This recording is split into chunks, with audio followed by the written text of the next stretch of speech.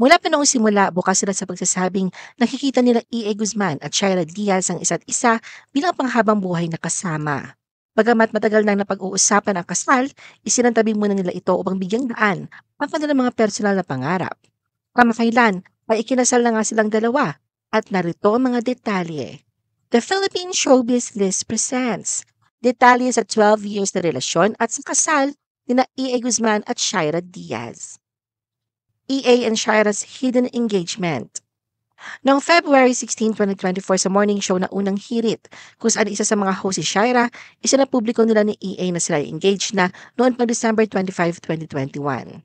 Ayon kay E.A., itinago nila ang engagement bilang respeto sa timeline ni Shaira. Alam niyang maaaring hindi pa ito handa noon, kaya't mas pinili niya maghintay sa tamang panahon.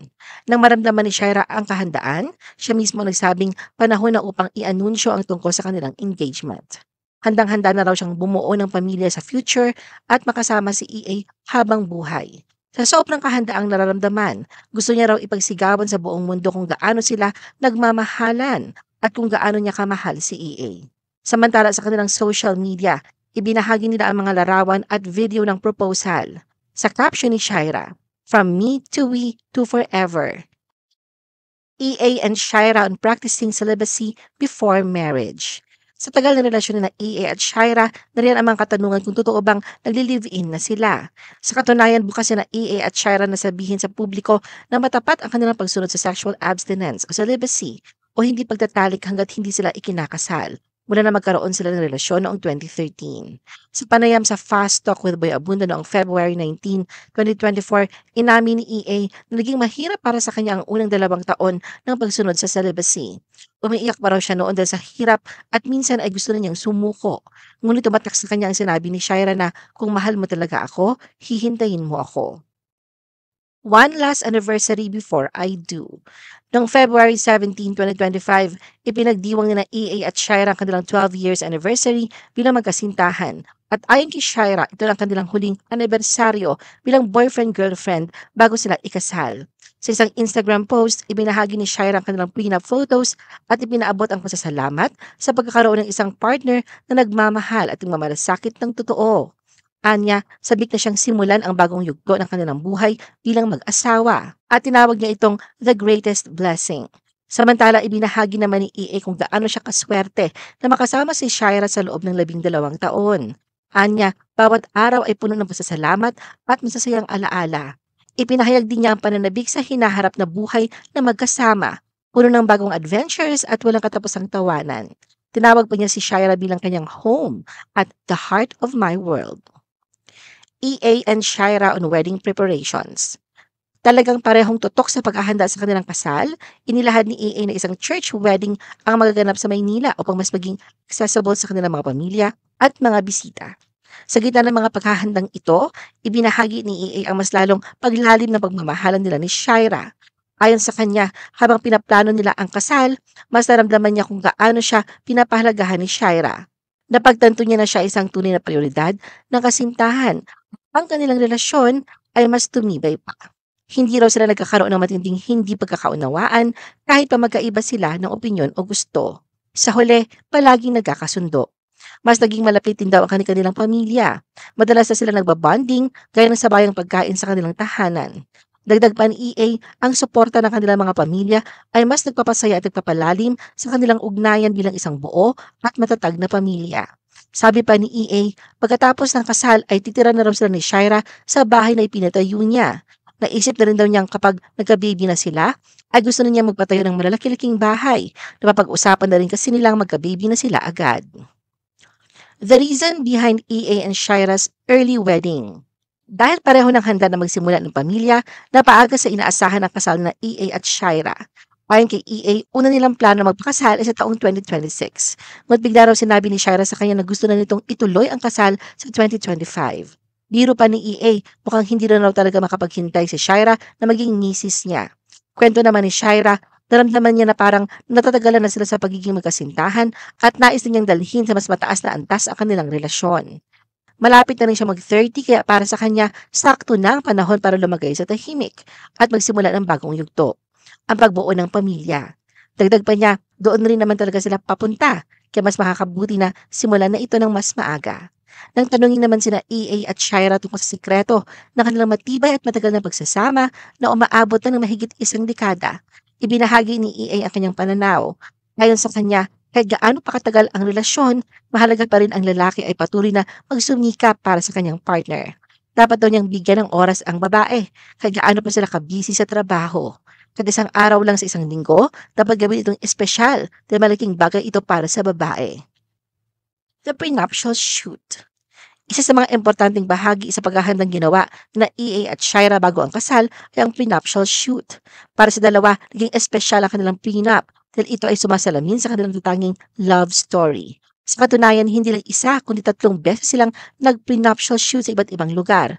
Ang una ay ginanap sa Las Casas Filipinas de Acosar na puno ng klasikong Filipino architecture.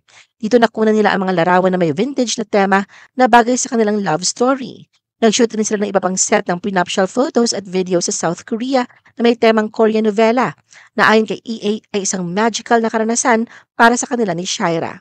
Ilang araw bago ang kanilang nakatakdang kasal, ibinahagi ni Shira ang kanilang prenuptial video ni EA na kinunan sa Korea at natuwa ang kanilang mga fans. Sa video, nagkausap ang dalawa tungkol sa kanilang 12 years relationship. Tinanong ni EA si Shira kung ano ang pinakamahirap sa paghihintay. Sagot ni Shira, natakot siyang baka mapagod si EA at iwan siya. Inamin din ni EA na minsan ay nagduda siya kung kakayanin pa. Pero ang pagmamahal ni Shira araw-araw ang naging sagot at lakas niya para magpatuloy. Sa huli, nagpasalamat si Shira sa paghihintay sa kanya ni EA. 12 years to forever. Matapos ang 12 years ng pagiging magkasintahan, sinimulan na rin na Shira at EA ang kanilang road to forever sa naganap ng pag-iisang dibdib. Ikinasal sila sa St. Benedict Parish, West Grove Heights sa Silang Cavite nitong Webes ng hapon, August 14, 2025. Napakagandang bride ni Shira sa kanyang wedding gown na disenyo ng South Korean fashion designer na si Choi Jae-hoon mula sa 2024 bridal collection. Ang kanyang gown ay may intricately embroidered bodies, strapless straight neckline at voluminous skirt. Upang kumpletuhin ang kanyang eleganting bridal look, nagsuot si Shira ng sheer veil na dumadaloy sa kanyang balikat may hawak na cascading bouquet ng white orchids. Habang ang suit ni EA ay disenyo ni Francis Tibiran, isang perpektong match sa kanyang bridal ensemble. Kabilang sa principal sponsor sa kasal sina Boy Abunda, Senator Jinggoy Estrada, Arnold Clavio, Arnold Vigafria, Ben Chan, Susan Enriquez, Jean Garcia, at GMA Network Inc. executives na sina Annette Gozon Valdez, Jay Marcelo, Nessa Valdelion, at Cheryl Shingsi. Kasama naman si Jeneline Mercado sa listahan ng secondary sponsors. Ilan sa groomsmen sina Coco Martin, Raver Cruz, Rojan Cruz, Jonas Gamboa, Jose Sarasola, at Gerald Anderson. Bridesmaids sina Jasmine Curtis Smith, Ara San Agustin, at Julia Montes. Bridesmen ang mga kasamahan ni Shira sa unang hirit na sina Carlo Tingcongco at Anjo Pertiera. Hindi tinago ni Shira ang masayang okasyon dahil agad niyang ibinahagi ang official wedding photo nila ni EA sa kanyang Instagram. May mga nire-post din si Shira ng Instagram stories mula sa mga malalapit na kaibigang dumalo sa kasal. Can't help falling in love ang wedding march ni Shira at inihatid siya ng mga magulang sa altar. Sa ibang official wedding photos, makikitang naluha ang groom sa gitna ng ceremony. Masuyong hinagkan ni EA si Shira para sa kanilang first kiss as husband and wife. Vows of Forever. Isa naman sa kakuha ng pansin sa naganap na kasalan ay ang kanilang mga wedding vows na puno ng pagmamahalan, pasasalamat at matibay na pangako para sa isa't isa na ibinahagi ni na EA at Shira sa harap ng Diyos, pamilya at mga kaibigan. Hindi mapigilang maging emosyonal ang dalawa habang nagpapalitan ng kanilang wedding vows. Sa vow ni EA, binalikan niya ang kanilang 12 taong pagsasama nila ni Shira na punong-puno ng saya, pagsubok at paglago bilang magkasintahan. Inalala niya kung paano nila pinili ang landas ng paghihintay at paggalang sa isa't isa na nakabatay sa disiplina, respeto at pangako. Ayon kay EA, hindi laging madali pero sulit ang bawat sandali dahil natutunan niya na ang tunay na pag-ibig ay higit pa sa pagnanasa. Pinangako niyang mamahalin at iingatan niya si Shira habang buhay, sa hirap at ginhawa, at sa bawat tagumpay at pagsubok. Sinabi ni EA na si Shira ang kanyang greatest gift at tinawag na kanyang forever home at only one. Samantala si Shira ay hindi rin nagpigil ng emosyon habang inalala niya ang mga simpleng pagpaparamdam ng pagmamahal ni EA noong sila nagsisimula pa lang, mula sa bulaklak ng pagkain na may maliit na note na smile hanggang sa pagtupad nito sa pangako sa kanyang pamilya. Inalala niya ang walang patid na pag-ibig, pasensya at suporta ni EA sa loob ng 12 years. Tinawag niyang safe place si EA, hindi lang dahil sa ginhawa, kundi dahil sa malalim na respeto nito sa kanya at sa kanyang pamilya.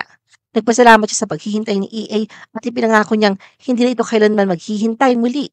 Ipinangako ni Shaira na si EA ang kanyang mamahalin, sasamahan at ipagpapasalamat habang buhay bilang kanyang asawa, best friend at pinakamalaking biyaya. Bago ang seremonya, ibinahagi ni Shaira na natapos niyang isulat ang kanyang wedding vows hanggang 2:00 ng madaling araw. Ano ang masasabi mo sa video na ito? Mag-like o mag-react at huwag mahiyang mag-comment. For our YouTube viewers, huwag kalimutan mag-subscribe at i-hit ang notification button. At para sa aming Facebook viewers, mag-like at follow sa aming Facebook page para updated ka sa mga showbiz chika. Thanks for watching!